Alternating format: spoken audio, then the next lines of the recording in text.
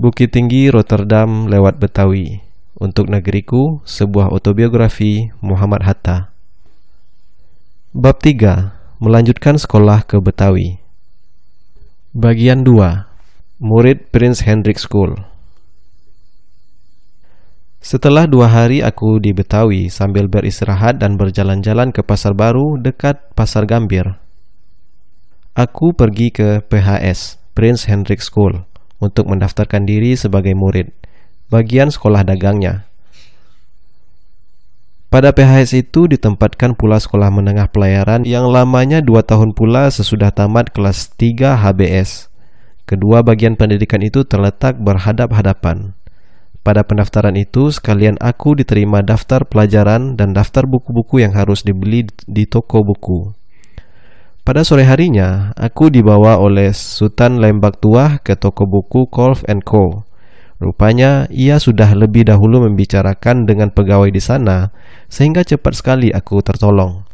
Buku-buku yang tidak diperoleh di sana dicari sesudah itu di buku Fisher & Co. yang terletak di seberang jalan setelah melewati kanal. Sungguh pun Perang Dunia I telah selesai, masih sedikit buku-buku yang dapat dikirimkan dari negeri Belanda. Yang tidak dapat kuperoleh ialah buku kimia untuk kelas 3 HBS, pada sekolah mula tidak diajarkan.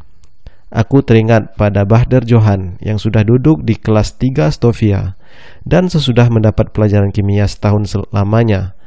Waktu itu ia sudah naik ke tingkat 4 Stovia, kelas pertama pendidikan kedokteran.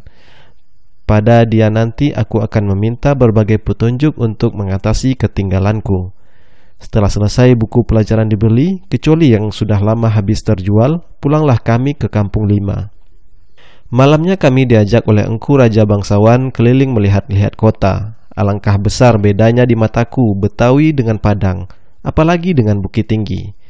Kami mulai berjalan dengan tram dari halte di Jalan Tamarinde Lama. Kemudian kami lihat sebagian dari kota dengan menaiki delman, dan akhirnya kami pulang dengan taksi. Waktu berangkat dari Padang sudah terniat oleh kami berdua, pamanku Saleh dan aku, sesampai di Betawi akan menemui Mak Ete Ayub. Kami tetapkan akan pergi kepadanya pada hari Minggu yang akan datang. Kami tahu rumahnya di kota, di Jalan Jakarta, tetapi letak rumahnya kami belum tahu. Menurut orang yang mengetahui, rumah itu dapat dicapai dengan tram, naik di halte Jalan Tamarinde, terus saja duduk sampai ke kota. Kira-kira 1 kilometer sebelum sampai pada tempat dipancangkan gambaran kepala Peter L. Belfier, sampailah di rumahnya. Mak Ete Ayub sudah terkenal sebagai seorang saudagar besar, tetapi kami kagum juga melihat kesederhanaannya.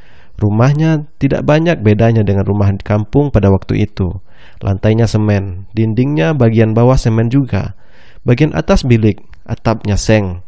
Rumah itu letaknya memanjang, bentuknya seperti rumah berpetak 2. Ke dalam ada 3 ruang, serambi di muka, ruang tengah, dan di belakang ruang kamar tidur 2 buah berhadap-hadapan. Ruang di sebelahnya sejajar dengan ruang tengah, dan ruang belakang yang dipergunakan untuk tempat barang-barang dan lain-lainnya hampir kosong. Apabila ada keluarga datang dari Sumatera, mereka tempatkan di situ. Waktu sampai di sana kami diperkenalkan dengan istrinya, Daidah, yang selalu kusebut Mintuo Idah, dan seorang anaknya perempuan bernama Nelly, yang baru berumur 2 tahun. Setelah kuceritakan maksudku datang ke Betawi dan membicarakan selama 1/4 jam soal-soal pelajaran dan buku, pembicaraan beralih pada hal-hal Mak Ete Ayub sendiri. Sejak meninggalkan Bukit Tinggi, ia hanya sebentar tinggal di Padang. Sesudah itu ia pergi mengadu nasib ke Betawi. Mula-mula ia bekerja sebagai juru tulis pada seorang bangsa Jerman yang berdagang berbagai rupa. Untuk mencapai kemajuan, Mak Ete Ayub belajar mengetik 10 jari. Dalam waktu yang singkat sekali ia memperoleh diploma. Ini menarik perhatian induk semangnya. Berangsur-angsur ia diberi pekerjaan yang lebih banyak dan selalu dikerjakannya dengan rajin. Lambat laun induk semangnya mempercayainya sepenuh-penuhnya, sebab dia sendiri tidak mempunyai anak. Ayub diambilnya sebagai anak angkatnya. Melihat Ayub Rais seorang yang berbakat dan ingin maju dalam usahanya, dianjurkannya supaya Ayub memperhatikan pula seluk-beluk perniagaan barang hutan yang banyak dilakukan di sawah besar, daerah kedudukan dagang besar. Kemudian setelah ia mengundurkan diri dari aktivitasnya dan ingin mengalami masa istirahat, diberinya Ayub Rais uang 10.000 sebagai pokok untuk memulai dagang sendiri. Mak Ete Ayub rupanya mempunyai tangan dingin. Setelah dimulainya berdagang kecil-kecilan dengan mengunjungi dagangan-dagangan besar di Kali Besar, disewanya sebuah ruang, kalau aku tak salah namanya Patekoan, dan dimulainya mencoba melakukan dagang besar sebagai dagang, waktu dan spekulasi. Ia pilih lada sebagai objek perniagaannya. Menurut kebiasaan pada waktu itu, barang dibeli dan dijual sekali putaran sejumlah 250 kg. Apabila lada itu dijual menurut harga hari itu, sesudah 3 bulan, barang itu harus diserahkan. Demikian juga apabila barang itu dibeli sesudah 3 bulan, diterima dan dibayar menurut harga yang ditetapkan. Menurut kebiasaannya, serah dan terima barang yang diperjualbelikan sesudah 3 bulan itu hampir tak pernah terjadi. Pada hari penyelesaian jual beli itu diperhitungkan hanya perselisihan harga, ditinjau dari segi penyelesaian itu. Apabila pada hari itu naik harganya, mereka yang menjualnya dulu sekarang menderita kerugian. Sebab apabila dia harus menyerahkan barang itu sebanyak dijualnya dulu, ia harus membeli barang itu di pasar dengan harga jual yang lebih mahal. Yang membeli dulu juga tidak ingin menerima barang itu. Ia lebih suka menerima perbedaan harga dulu dan sekarang sebagai keuntungannya. Hanya saudagar-saudagar besar yang bertujuan mengekspor barang-barang itu ke luar negeri lah yang menyelesaikan dagang waktu itu dengan menerima barangnya. Pada dagang waktu dan spekulasi itu, sekali pukul pedagangnya dapat memperoleh keuntungan berpuluh ribu gulden. Tetapi mungkin pula menderita kerugian yang serupa.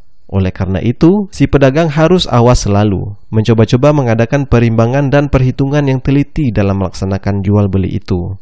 Lalu pamanku, Mak Alih, mengadakan interupsi dengan mengatakan, "Kalau begitu dagang waktu itu sama dengan judi."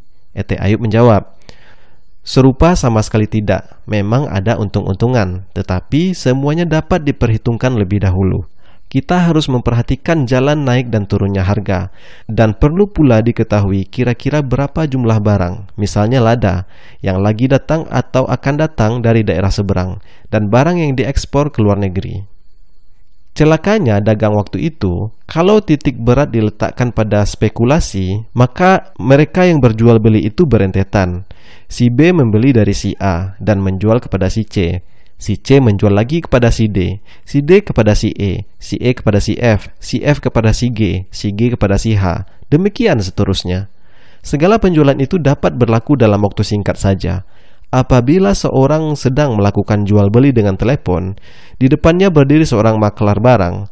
Setelah selesai menelpon, makelar tadi terus menawarkan barangnya supaya dibeli. Bayar dan terima harga penjualan terjadi sesudah 3 bulan. Umpamakan sesudah 3 bulan harga banyak naik, si H, si G, dan seterusnya kembali berturut-turut sampai kepada si A. Semuanya meminta diserahkan barangnya atau dibayar perbedaan harganya. Tuntutan itu berentetan dari yang penghabisan si H sampai kepada si penjual yang pertama, si A. Mana yang kuat modalnya dapat memikul tagihan di sebelah ia memastikan tagihan. Tetapi karena jumlahnya tuntutan masing-masing itu mungkin jumlahnya ratusan ribu gulden, mereka yang tak sanggup membayar terpaksa dipailitkan. Satu orang yang pailit bermula membawa rentetan orang yang pailit. Sebab itu, kata Ete Ayub, kemungkinan semacam itu sudah lama diperhitungkannya. Sungguh pun sampai masa itu ia mempunyai tangan dingin. Kira-kira 5 tahun lagi, kalau telah mengumpulkan uang bersih sebanyak 500 ribu, ia akan berhenti berdagang semacam itu. Ia akan pergi ke Mekah. Sesudah itu akan mengerjakan usaha lain.